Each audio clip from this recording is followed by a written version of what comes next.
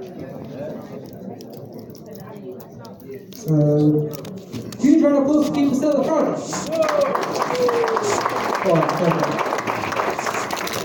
So the reason we're going like this, I've gone round to most of the tables, I think I missed one out, but the same questions are repeating again and again. So for the sake of the debate, to get clarifying answers, to get clear questions asked so you can get the answers that you can write down with, I've made a note of the recurring topics you guys all talked about, which we're now going to debate about this evening. Now, you've seen this gentleman already, and it's time to welcome him back onto the tax panel debate. So please give a huge round of applause to Roger Buchedler.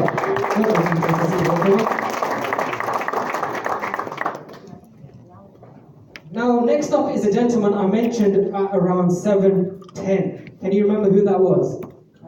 Yeah, Cam. So, Cam is one of the UK's leading property experts, having bought and buying 10 to 17 projects every single month on a regular basis. Would you say that's active? Yeah? Was that active? Yes or no? Yeah. So please give a huge round of applause for Cam Beatty.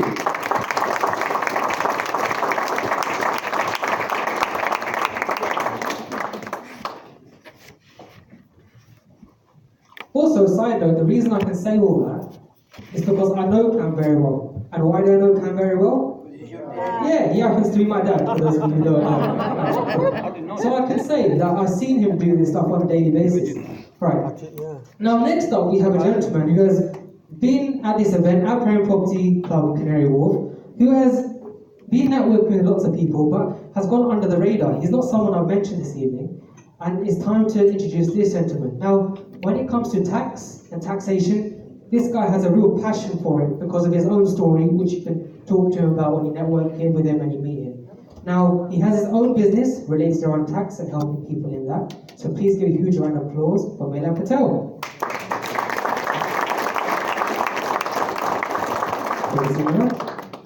Now, okay, so now it's time to get the tax debate started. We'll start with Roger, let's say.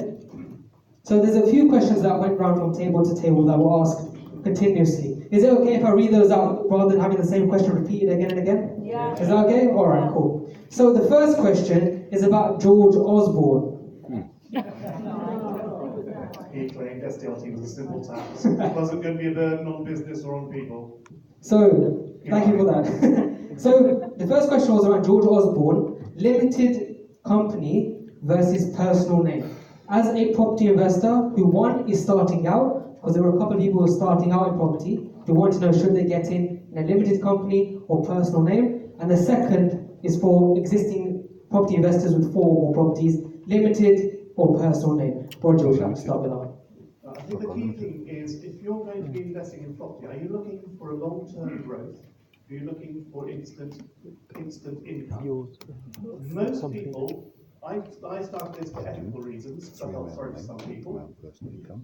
But I also thought that in the long term, it would replace my pension. I didn't intend on my first property to come out on a profit, so that was a nice thing for me. So if you're looking to build up a wealth over the next 10 years for the family to live off in the future, you want to have the minimum tax on the rents at this point to reinvest.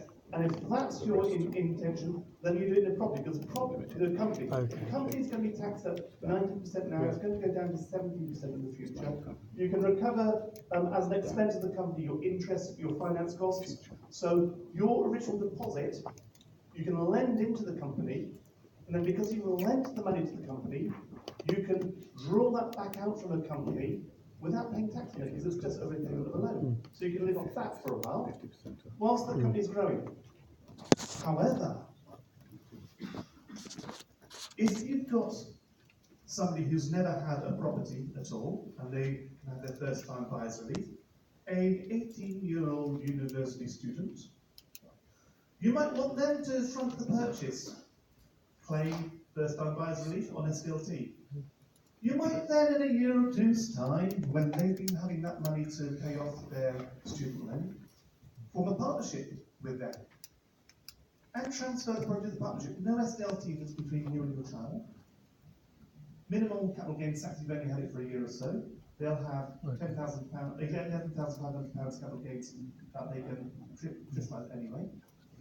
Once it's in the partnership, flip it into the company, again with no SDLT. Oh, that's great. So you can buy it cheaper without the SDLT, then pass it into the company. Now, of course, once you've done that once, although your child won't have the right to first-time buyer's relief again, they don't own any property. So they're not going to be subject to the 3% rate when they buy the next property. Now, I wouldn't say that I've got 4 partnerships, but I've got 3 children. Okay, I'll give you a hint. Not a bad way, right? So each year, the child, one partnership could acquire, and then a year later, flip it into the family company. So that you've got the growth, you've got the cheaper cost on the purchase, but you've got the growth growing up. Now, of course, I mentioned incorporation before, and your 162 relief.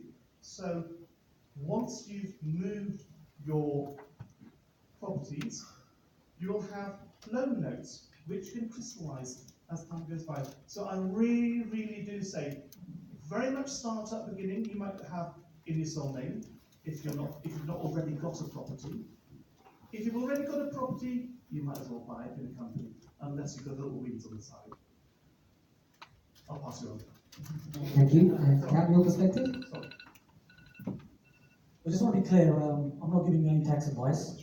I'm simply a humble property investment developer. And I do work with a lot of accountants and tax experts.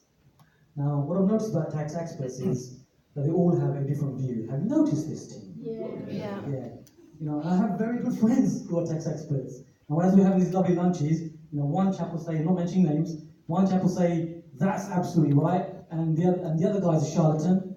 And on the other hand, this chap will say, he's absolutely right, and the other guy's a charlatan. So, what we, as property investors and developers, are you all property investors and developers, or want to be property investors and developers? Yeah. Is this right? I can't hear you. Yes. Right.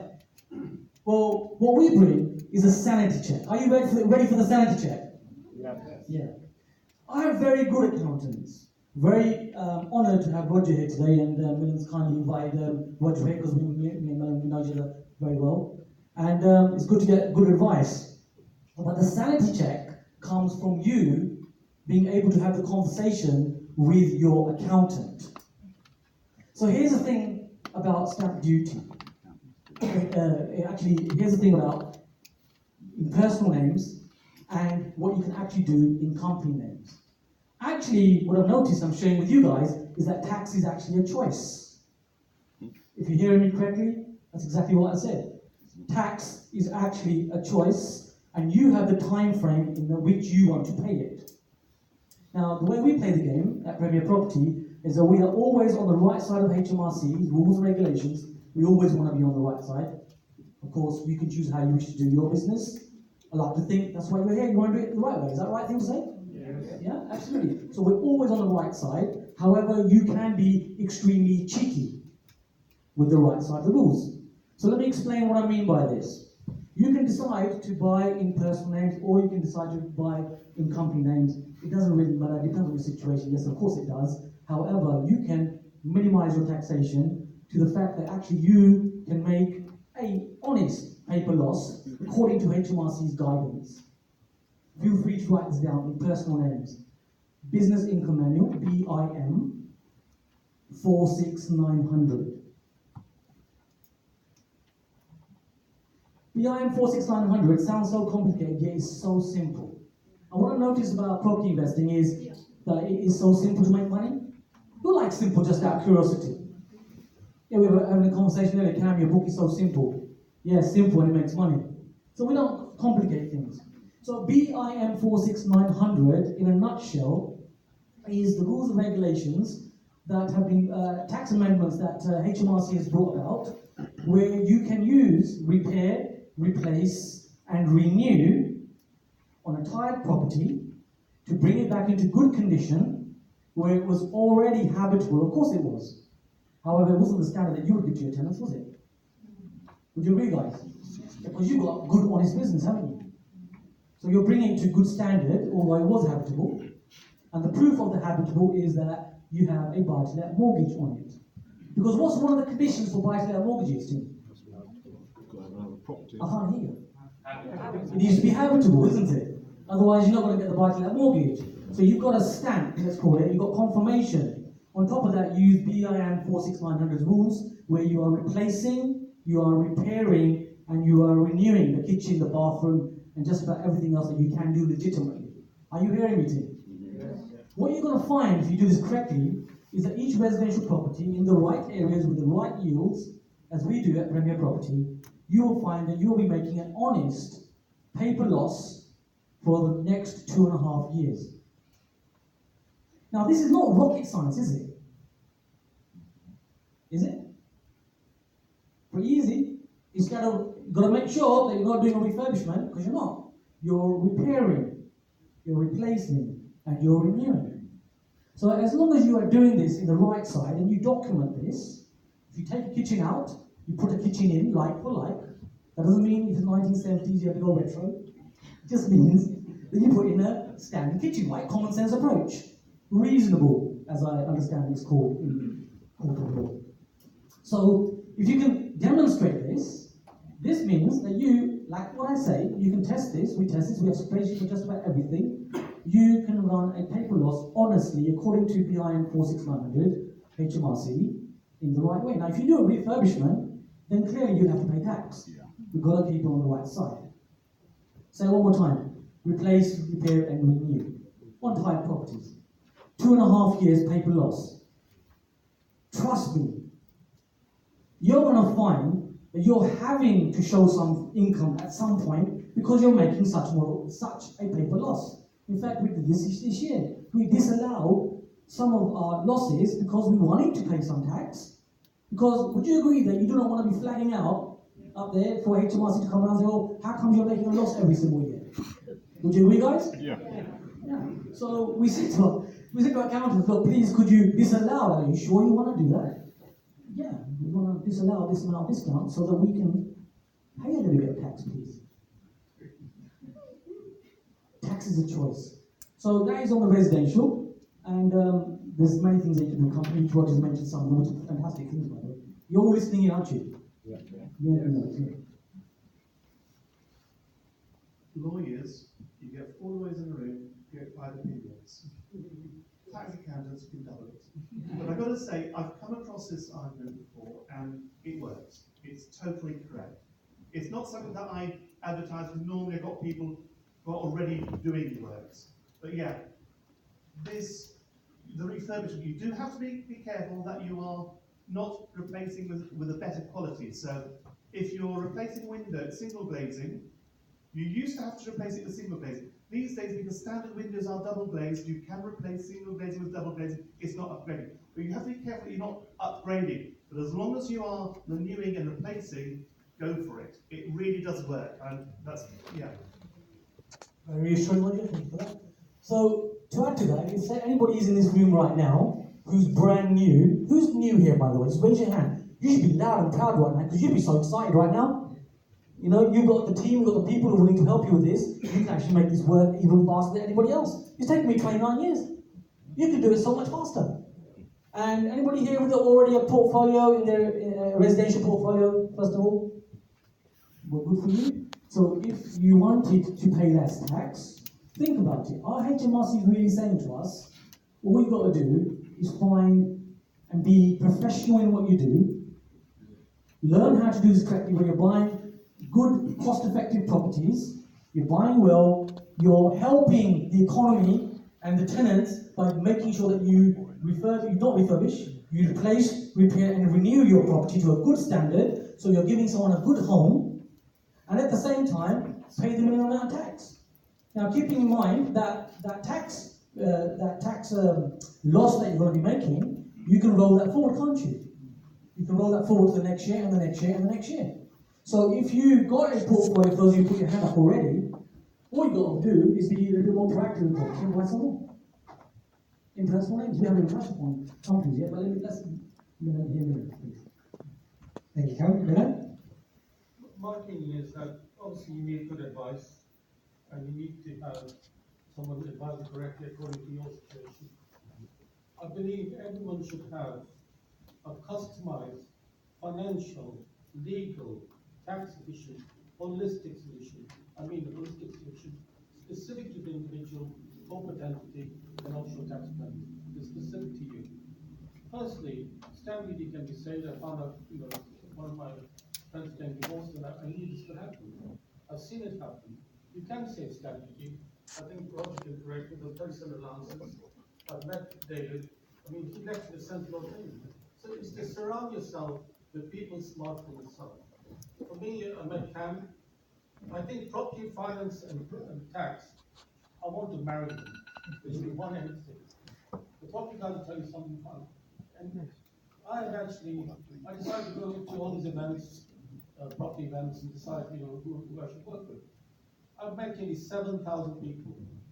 My LinkedIn is 27,000. My Facebook is 5. I'm very well connected. I didn't have this plan, but when you meet, when you're that well networked, you get a lot of opportunities. So this is the thing is, first of all, look at your specific situation. Tax is voluntary. I think Vishal mentioned, I don't want to go into my personal stuff, but we paid a lot of inheritance tax 42 years ago. Tax is voluntary. Inheritance tax is voluntary. I think there's somebody famous, I think Roy, I can't remember his name. People who distrust their heirs more than in revenue pay inheritance tax. You pay capital gains tax, you pay income tax, you work all your life, you buy a property thinking it's gone up in value fourfold, and then you pay the wretched inheritance tax. The Duke of Westminster, they have a whole tax division. The ladies work for KK, they have a whole division dedicated to he's not paying tax. To all generations, it's a use of trust. This trust, and I'm not an accountant, but the trust is one of the most powerful words in the English language. It's unique to the UK. And you can put a policy in trust. People don't have the policy in trust. How many of you own property jointly? Husband, wife. Are you in joint tenancy or tenants in common? One of each. It should be tenants in common, but I think Roger can elaborate more on that. But then you need to have a tax efficient bill. Why are you all working? You're working to pass it on to your children. So what you need to do is you need to have a tenants in common, have a tax efficient bill, and then you need to make sure it goes to your children. How many people have policies in life cover? Is it in trust? If it's not in trust, you end up giving, say the husband and wife have a £500,000 policy, they both pass away. Your children will have to fork out 40% of £500,000, pay in revenue 200,000, they have to sell a property, or them to give you 300,000. Why would you want to do that? How many people, the deed of variation, this is the Queen Mother did a potential exempt transfer, and she gave all assets to 892. She survived 7 years and 2 months. Princess Diana did the deed of variation. How many people know you can change someone's will within 2 years, and you can actually save inheritance tax? They did for Princess Diana. Now, stamp duty, like I think Roger can elaborate. You buy a residential property, and correct me if I'm wrong, and you don't sell the previous, but they slap a 3% charge. But you've got 3 years to sell the property, and you've got 3 months from the time you sell it to get it back. So this is absolutely amazing stuff. Now imagine, not every stamp duty transaction is going to be positive. But imagine you can save stamp duty because multiple dwellings relief. If you have a property facing Hyde Park, it had grazing rights for cattle, correct me if I'm wrong, it's mixed use. There's multiple dwellings relief, gated relief. Limited knowledge is dangerous. Knowledge is power. And I think after meeting Campbell, it's not what you know, it's who you know. For example, if I was driving on M1 at 125 miles an hour, I'd probably end up in jail. If I had got connections, I'd be able to fix it £10,000 to get on a technicality. So it's not what you know. Please network, but surround yourself with the correct people of integrity, and it's marrying finance, tax, and property is one thing. At the end of the day, it's legacy preservation. All of you, why are you working? To make sure it goes to your children. And second thing is, you should have equalization of assets, and you can cut down planning, because right now divorce is a common thing. So make sure that you plan that your sons and daughters inherit. Why work all your life? Paying income tax and all that. So that's my say on inheritance tax. But please surround yourself with all the experts, and you'll get the solution. Thank you, Dylan. Dylan mentioned an old adage there, which is knowledge is. So that is true, knowledge is power. Only thing to add to that would be knowledge plus the right action is even more powerful, because if we have a pot of knowledge that we never use, then what was the point of us being here this evening in the first place, right? So knowledge plus the action is where you marry all three together. That leads nicely into our next question, which you talked about people having one opinion. So tax experts say this, other tax experts say this. So a question we had from the table, I'm not going to look at the table, was how do you avoid the sharky shark tax advisors, novice tax experts? Because nowadays, let's face it, you can put on a website on Google, you can rank number one, whatever, on a free website, and you can make it look like you're this amazing tax advisor, specialist, etc. But how do we avoid, as property investors and developers, the sharky shark tax advisors, and how do we find the good ones that are here to stay? So Roger, we'd like to start with you. Okay. I was on the internet a few days ago, and a forum posted a YouTube of somebody saying multiple dwellings relief. You know you can use it, and they were trying to say that a dwelling is defined in a certain way, and as a result, if you're buying a 4-bedroom house and you say that you intend to turn it into a house of multiple dwelling, a house of multiple occupancy, you can claim multiple dwellings relief from that house. And this person was saying all you need was a shower or a toilet in each room, and maybe a cooker. Well, actually, if you look at the legislation, you need to be a little bit more than that. And this person was just on YouTube. I think if you're looking for danger, just go and YouTube it. You can get ideas from YouTube, but I trust that all of you have an accountant by now. They're normally worth their money. An accountant will normally save you more than they'll cost you. It might not seem so at first. They'll keep you away from trouble. Normally, they'll be good. If you get somebody coming to you with an idea, bounce it off your accountant. Now, in some instances, your accountant will suddenly see this. Never heard that before. I don't know. It must be dodgy. Yeah, they might do, because accountants generally are there to protect you. Right? But if a good accountant will actually have a look and will actually research what you tell them, and say, well, look, this person says that's the part of law. You want to talk to the advisor and say, where did that information come from? Oh, you've got a scheme. Now you come to me, and I'll show you in the legislation where what I'm saying comes from. You can say, but Roger, I don't understand that legislation. Well, I can point you to barristers, we call them tax advisors, barristers, who specialise in tax, and they will give you an opinion. Now, I'm not talking of rent barristers; they don't exist. Right?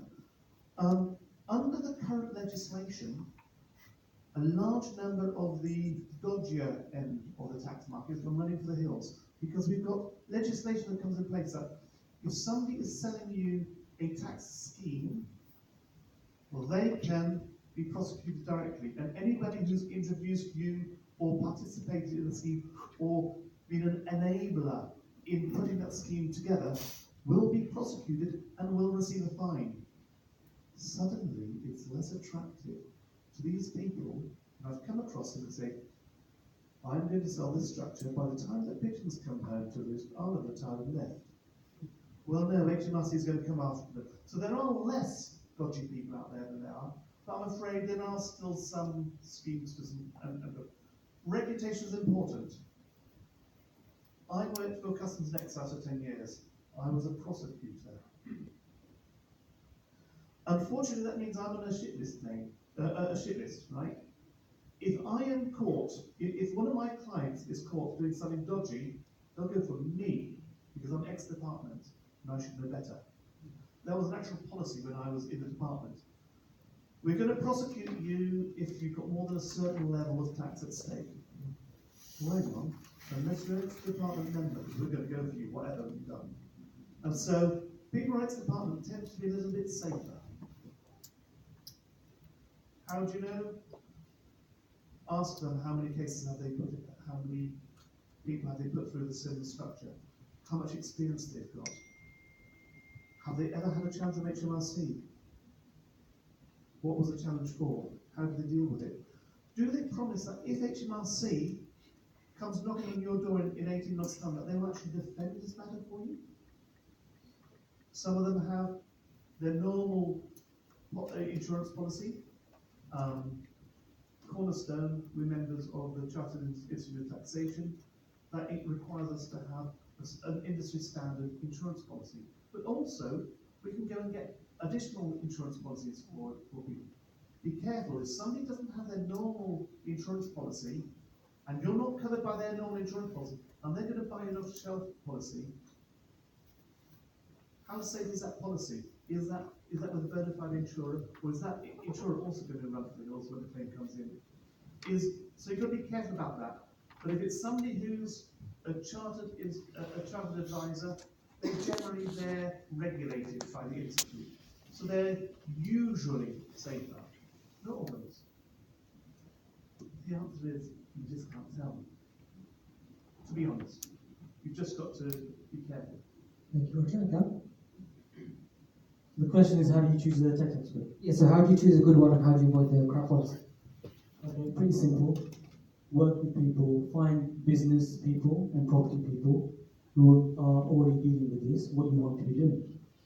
So assess business people who are willing to share, property people who are willing to share with you. Tax experts, or actually tax accountants. Do you want me to keep this politically correct or just say it as it is? What do you want? Can't hear you guys, you're very quiet. Say it as it is. Are you sure? Okay, well, tax experts, they're vanity. Accountants are sanity. However, it's you, as a property entrepreneur, who's doing the business, that actually brings the information to the accountant. In my experience, the way it works is, you say, can I do this? I say, no, Charles, you can't do that. Could you just check for me, please? Yeah, I'm charging you £2,000 an hour. It's okay, just check. All right, check that. Yeah, you can do this. Oh, okay. Yeah, I knew that anyway. Yeah. You always know after you've told them what you can do. So it's really finding the business people or the property people that actually are finding the hacks. And here's the key, applying the hacks. Not just talking about them, actually using them. So if you're sitting there and you're a very experienced person, well, good for you. People call me experienced. But what I've learned about experience is that there's always more to learn. I don't know if you noticed this. So I keep a mind of open mind, slight childishness, where I will allow myself to continue to learn.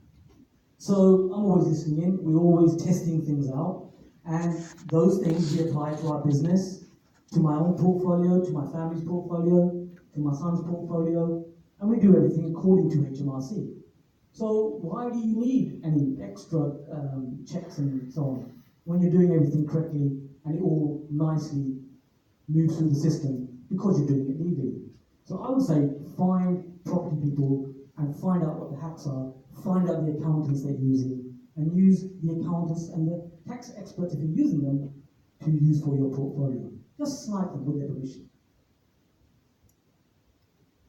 Last question? Yeah, thank you, Cap. And Milan, any tips on finding a good tax accountant expert?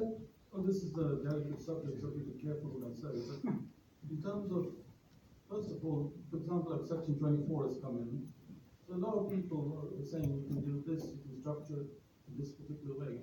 Be very wary of what people tell you. There's some people they want to kind of benefit from it. So make sure you kind of assess it. And like I said, I look at everything and I'll try and assess the person, try and see some background. Some people can tell outright not doing the correct thing. I'm not going to mention who they are, but main thing is be informed and make sure you're well connected and know that. But that's the thing, and ask an opinion. I mean, for example, somebody came to me a couple of months ago, we can help change company. But, I don't know who you are. They came, so a lot of people who know if you're around that network, they come to you. But then it's up to me to assess, because at the end of the day, it's your opinion. I made one mistake and it made disaster. So you need to be very careful. And like I said, there's some people, for example, if you're on the same family, for example, you go to a specialist person. So if you want VAT, do VAT, go to a specialist accountant, do specialist VAT. And there's some people who are generalists. I'm not putting anyone down. You can't be a generalist and know all this. So that's the reason my company's called customized financial solution is to bring all the experts together. People come with a problem. They say, well, this is the problem. I'll say, use expert 1, 2, and 5. People don't want to get into the jargon of tax. They want me to look at it and coordinate the whole thing. So I work with the expert to form the solution. The cornerstone, I may work with cornerstone, may work with somebody else, and form the solution. So be very wary, and always check reference and stuff. But it's very difficult in the current climate, especially things like Section 24. And like I said, Inland Revenue, they're trying to make things. I mean, George Osborne, for example. I mean, I don't start. He himself wrote the Section 24, but they do things differently. So be wary of people, and do not trust anyone. Check it out before you release. Thank you, Mullah. Just a key point you mentioned there. So you talked about a lot of numbers. Would you agree property and profit is to do with numbers? Yeah? Okay, so when it comes to numbers, when it comes to taxation especially, numbers can go wrong, and that can lead to a big problem. At the same time, numbers can go correctly if used properly. So would you recommend any systems or any pieces of software that people can write down that they can use in order to calculate their own taxes? Or would you say they have to go to use an expert? What are your thoughts around that?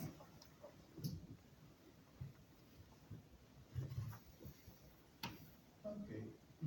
Right. Just from the previous thing, did you pick up? One person was saying it's all a matter of reputation and recommendation from people you trust and you know. The other one says, does the person who's talking to you understand what they're saying? Read the legislation, you need to explain it. And I think both are very correct about choosing who you work with. Somebody that explains to you. Now, back to you. I'm not being politician and avoid the question, by the way. And the question was? But my background is tax. So sadly, I actually do my own tax returns. I do tax returns for a dozen or so people. But in terms of if I were you, what I would suggest is if you are in this full time and you've got quite a few properties, it would pay you to get a bookkeeper just to keep your accounts and records straight. A bookkeeper is quite useful. It'll get the admin out of your hair. And if you've got a decent bookkeeper, when it comes to your accountant, all the payments go to your accountant in nice apple pie order, and they're easy to do. In terms of software, there's loads of software out there. The problem being, if you start using one software and you don't get on with it, you can make a real hash of it.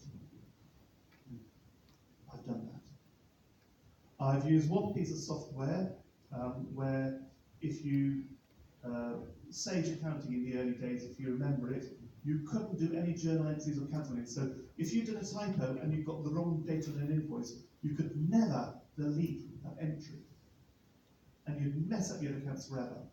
Similar, I currently use something called Capian, which is an online thing, just for keeping my accounts on it. It's basically double entry bookkeeping. Yeah, double entry, it's good fun. Not as fun as tax though.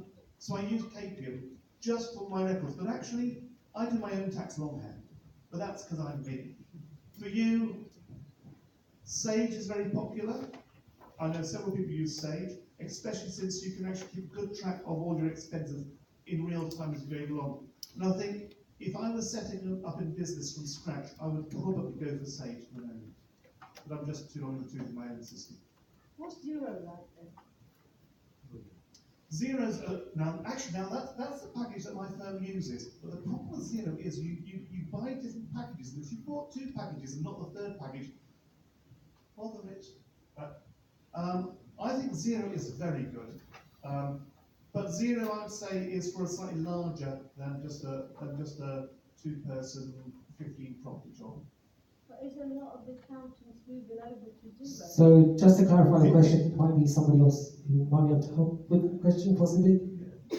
Xero is something that accountants would use themselves, so you might give them the information, and that's fine because they're using Xero for dozens of clients. But just for one person with maybe 2 or 3 products, I wouldn't use Xero, but you might like to. It depends on how well you get on the software. Some software is easier to get on with others. Now, Xero has great dashboards, right? Very, very easy to use reporting stuff.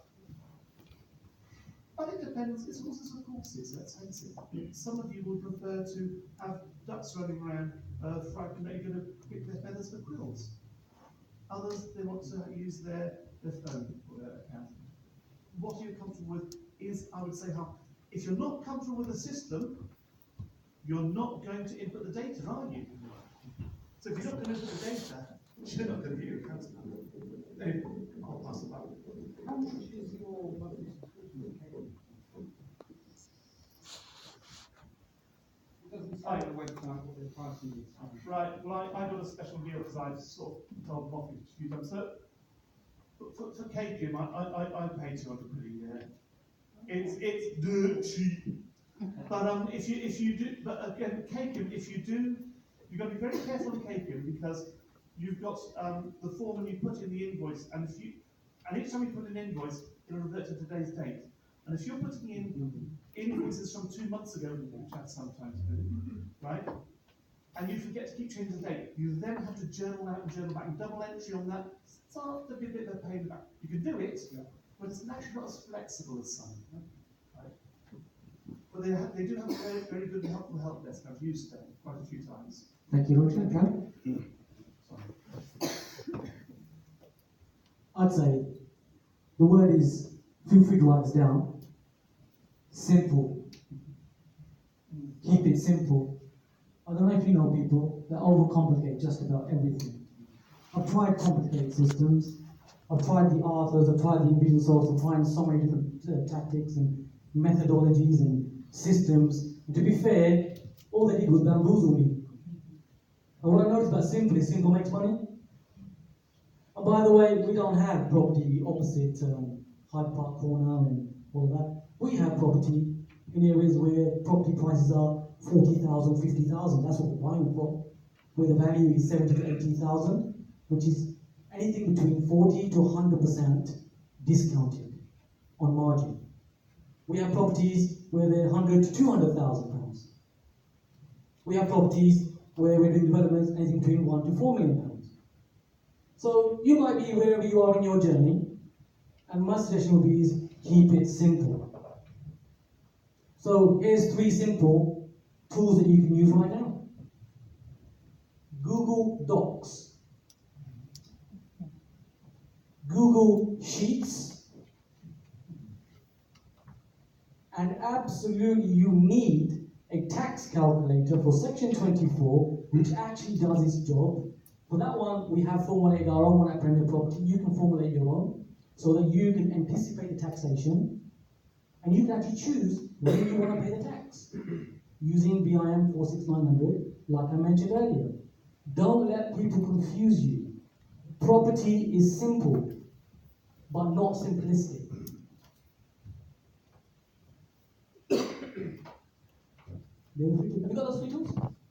That is, I can assure you, that is up to about 250 properties. You're okay with that? After you got past the 250, we can have a conversation. Just checking, does anybody want the Premier Property tax calculator? Oh, no. Okay. Miller?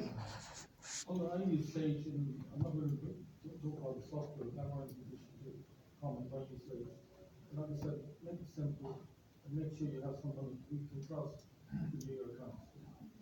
Perfect, thank you, Madam. Now, we had another question from a couple of tables, which was to do with loan notes and transferring money from a company to personal, personal to company. How would we benefit from taxation if we're using loan notes? That's the first part. And the second part is, if we're transferring money from, say, a company to company, would we then eventually have to pay taxation on that? How would those kind of structures work? So Roger, would you like to start with that? Okay. I suspect that's from the little diagram there. Okay. When you are incorporating the business, and you're using Section 162, what you're going to be doing is you're going to be issuing shares in return for the business. And you're going to roll up the capital gain into the shares. So when you finally sell your shares or dispose of the shares, it's at that point that the capital gain that's accrued up to the time they've incorporated the business is going to crystallise. But if the shares at the time you sell them have very little value, you may not have much capital gain. Or you could dispose of the shares a slice at a time, so that you never actually crystallise more than £11,500 worth of capital gain in any one year. Or, if you do crystallise it, because this is in shares, you're going to be subject to 10% tax to the extent that the gain falls within your basic rate of tax. Or if you're a higher rate taxpayer, you'll be paid 20% tax. That is as compared to 18% and 28% if you're selling the property. So you've got an immediate saving. Even if you dispose of it a year after incorporation, you're making a saving. But the best saving is to do a slice and dice over a number of years. Okay, I've got a £10 million gain in my portfolio. It's going to take me about 200 years of slices to do that. Now, I've got other ways to do that, but that's beyond the scope of today, right? Now, next slice is if you then do the company to company swap, at that point, you'll be doing shares and loan note combination. Right? Now, at that point, the loan notes are easily redeemable. Again, the rules are going to be the same as if you're going to be disposing shares. As you dispose of the loan note, you'll be releasing some of the crystallised gain. So you do it in slices, you redeem it in slices. Not forgetting you're going to be getting interest at the top of it anyway, so you might not want to get rid of it. You might want it to stay in your estate until you die, and hopefully that your debts against your estate are going to bring your estate down so that you're less than £1 million between a couple, and there's other planning you can do. But for the face of it, I would say with an incorporation, some years later, do a reconstruction, and then you can start going. And this money, well, why would you pay? As we were saying, you choose when and how you pay the tax. And as Millen was saying, inheritance tax is down to whether you love your children more than you love the Chancellor. Can you repeat it, Cal? So, question for you, team. Are you awake? Yeah. Oh, good. Soaking it all in, right? So, question for you. We've got two approaches to this. We can either have the Jackie Chan approach, or we can have the Bruce Lee approach. Anybody ever watch Jackie Chan? He's amazing, isn't he? Bruce Lee style. So he's all over, he's doing all these wonderful moves, isn't he? Somersaults and everything, right? Have you noticed that? Yeah? Have you ever watched Bruce Lee do a punch in slow motion? One punch and it's over, and he's done so many things. Have you noticed that? What do you want, Bruce Lee or Jackie Chan? Bruce Lee. Do you want the quick one or do you want the, what do you want? I can't hear you, team. Bruce Lee. You want the Bruce Lee? Is what I'm hearing? So here's the Bruce Lee approach. I give you 3 points, 3 parts to Bruce Lee approach to companies. First of all, any company that you have is actually technically an SPV. It's a specific purpose vehicle. It does a specialist job, doesn't it? So whatever company you've got, maybe you've got an IT company, maybe you've got a traditional business, doesn't really matter, whatever it is. I can't give you tax advice, I'm just showing you what we are doing. I can share with you what we're doing, can't I? Yes. So first thing is whatever company you've got. Next thing is you create your SPV. So that means buy a company. A new one, a fresh one. Now, first point, when you transfer your money from one company to the other, you can transfer that as a loan, as I understand it, from my tax experts. And this is what we are doing. That loan, from company to company, intercompany loan, there is no tax to pay on that intercompany loan. That company, the second one that you're creating, can do whatever you want to do. You can buy assets, you can buy your first property, you can buy your 10th one, or if you like us, you can buy your whichever number it is. Absolutely fine. Have you got that one, guys? You have got that one, yes or no? Yes. Right, that's your first part of it. The second element of your Bruce Lee approach is that if you actually go into and get finance for that company, which you can get, the question that is going to be asked, and this is probably going to save you 4 to 6 months for those of you who haven't experienced it yet, The question the financier, the lender is going to ask you is that company has a loan in it. They will not lend to that new company that you created. Are you following me, by the way? Yes. Yeah? The new company you created got a loan, isn't it, from your other company, although it's still you as a director. Yeah. They will not lend on that because it's a loan. So an even better way, rather than a loan, is actually transfer a dividend from the one company to the second one. Now you've done everything legitimately, legally, correctly, and yes, you can raise finances on the second company with the money in it. As long as the money stays within this company, you are absolutely fine and you will only pay company taxation. Now the great thing is we've got one of the lowest terms in company taxation across Europe right now. And guess what, guys? You know this, some of you know this, some of you may be new to this. Next year it's going to get even better. What is it this year, Tim, guys? Who knows? 19%. It's 19% right now for company tax. And next year, what's it going to be? 17. It's going to be 17%, which is ridiculously low. So as long as your asset stays within the company, you're only paying 17% for that company, aren't you? Now, there's much more that you can do. We've only got so much time. Look at the time. It's 20 past 9 right now. So that's the second part. Have you got the second part, guys? Yeah. You ever got this? Yeah. Okay, would you like the third part of the Bruce Lee approach? Yeah. Is it simple what I'm sharing with you? Yeah. But not simplistic. That's the thing, that information, right? So the third part is actually make your property investing tactical. What do I mean by this? Is choose the right strategy. Is it going to be buy-to-let? Maybe it's your first one, maybe it's your 10th one, maybe it's your 20th one. It doesn't really matter. It's just a fun game where you make money and you have a better lifestyle, isn't it? Yeah. So you can choose your strategy. It can be buy-to-lets, it could be HMOs, it could be mini-mos within that. That's your residential. Now, if you're not aware of these strategies and you don't fully know how to implement them, my suggestion is learn how to do this properly, guys, if you're not already doing it.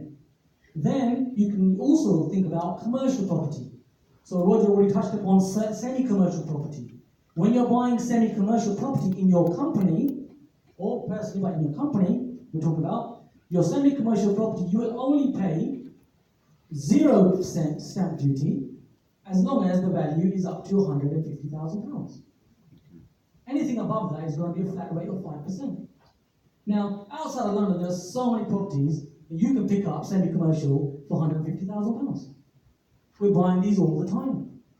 We've got a couple going on right now which we're converting into flats. Stamp duty paid, 0. Now, at the same time, you can purchase properties in London like we do. Again, semi-commercial, you pay a flat rate of just 5%. So right now, in Deptford High Street, we've got a shop with a flat above, which is a semi-commercial property, which we're developing into further 5 flats, and we're keeping the shop. At the source, we've only paid 5%. Everybody else is paying 10%. So think about what type of strategy. Your strategy is crucial. If you're not aware of the strategies, then I suggest, like what I say, is learn the strategies. So the third part is make it tactical. Have you all got those 3 guys?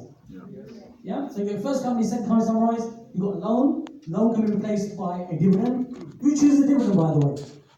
If you're the director of both companies. You do. Exactly. Just have a conversation with yourself. I have those quite often. Yeah. So just have a conversation with yourself. You're absolutely fine with that one. And the third part is? Third part is, guys, make it tactical. Think about your strategy in property, not the tax mitigation. What's the right strategy that you're going to implement? Hope that helps you. So just on that, probably a better point to bring up now than earlier. Who would actually like to learn those 10 strategies for how to make the taxation work in property? Okay, a number of you. I'm just going to bring up now with our minute point. So I mentioned to you earlier about the Property Investor Success Day. So on this day, we go through 10 of the most relevant strategies in the property market right now with all of the taxation happening. Buy-to-let, HMO development, that's 3 that Cam's talked about. There's 7 others that you need to go through. There's about 100 people in here, and there's 5 places on the 8th of June, and 29th of June there's 7 places. So in total, that's how many places? 12 places, yeah? Quick maths, 12 places. So in a room at Property Invest Success Day, maximum 50 people, no more than that. So because you've already come here this evening, there's no like run to the back of the room or anything like that. Because you're here, you get the whole day for £27 plus VAT.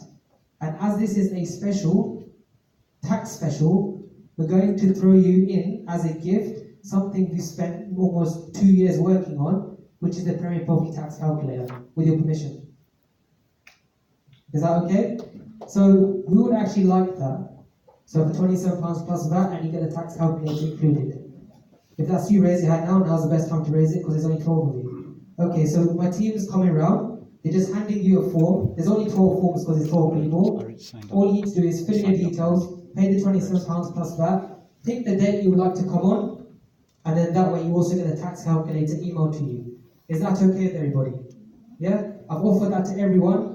We don't offer the tax calculator. You can't buy it. It's nowhere else. Is that okay? Perfect. There's one at the back, and then whoever else just raise their hand nice and high, and they'll hand you the form. So one lady in the middle as well, Alex. And there's one gentleman at the back. Okay, perfect. So once you've done that, just hand it in to the team behind you, and they can help you register for that. But please make sure it's filled in here. That way we'll send you the tax calculator today, if not tomorrow. Okay. And Milan, your point on the loan notes, company structures, things like that.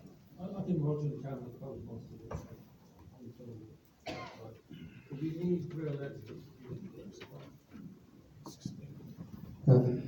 So I believe that's most of the people's questions answered from this evening going around the tables. There was one question that was asked, which I thought was quite a nice one to wrap up this session with, which was, there's a lot of noise in the property market right now when it comes to taxation.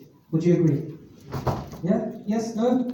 Yeah. So because of all this noise, sometimes as property investors and developers, regardless of if we're starting out or if we're existing, to move forward can feel like a bit of a struggle, because how do you know which step to take forward if you're unsure which direction to go in? So what would be your 3 most practical and useful points that you could offer to everyone here at Premier Property Club to write down, so that they can write these down and really move forward in property? So Milan, would you like to start with that one, please? Is that a fair question, yeah? Yes. Yeah? Okay. First of all, surround yourself with a good team and have a consensus.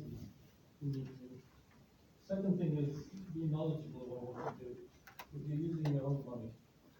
And the third thing is S3, holistic. Holistic means finance, because you have to look at the holistic, at the bird's eye view. If you're affected by the mortgage, you're affected by that, you're affected by all these things. You not other people who sell your product.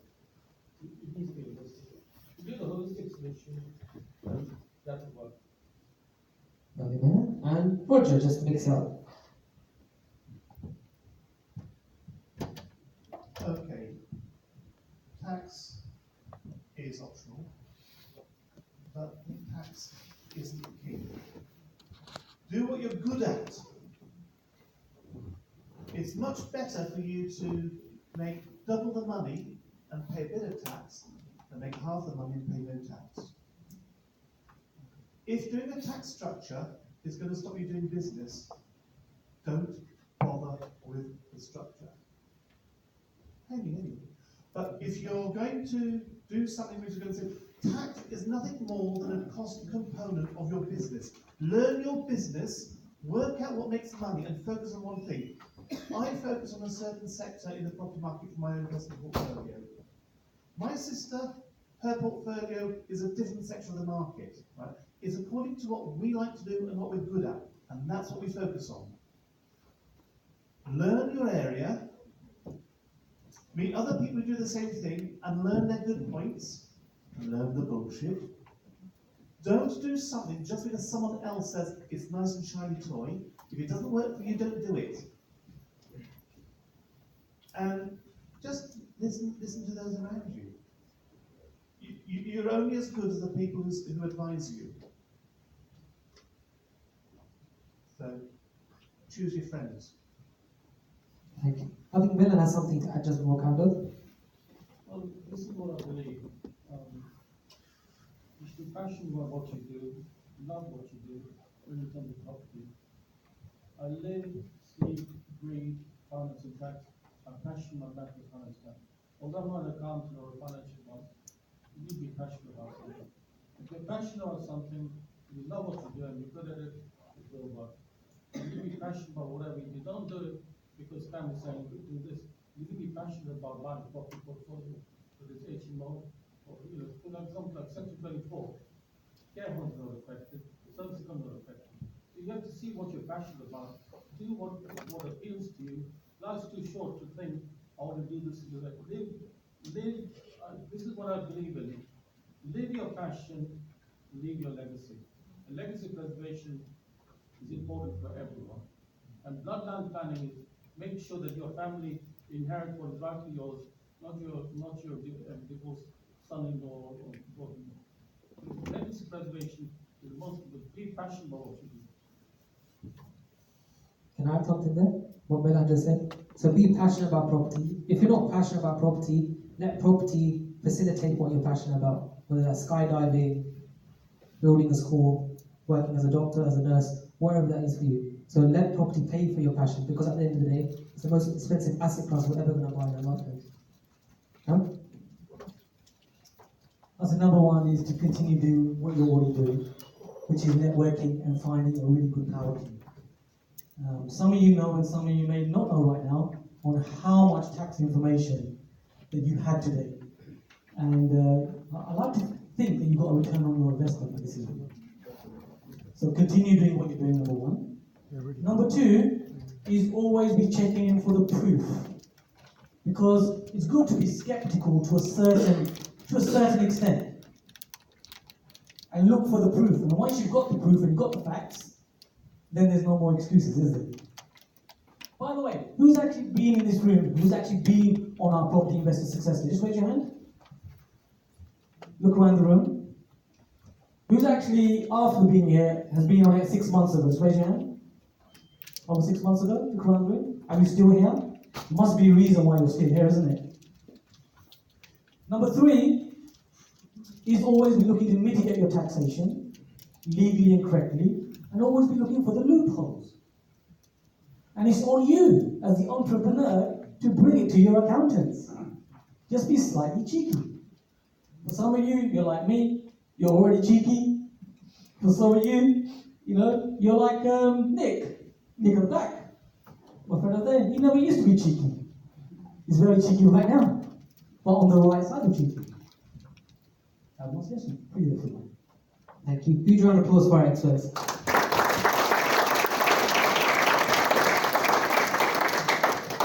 Just a few notes to wrap up with. First aid team, all 12 handed out now. Any more left? Yes, no?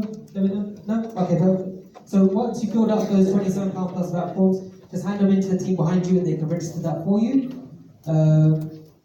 So next month, we are going to be in the Premier Property Club, Canary Wharf, in our usual venue, which is the Hilton Hotel, Canary Wharf. Now, in the back of your packs, I believe it's on the second to last page, I think it is.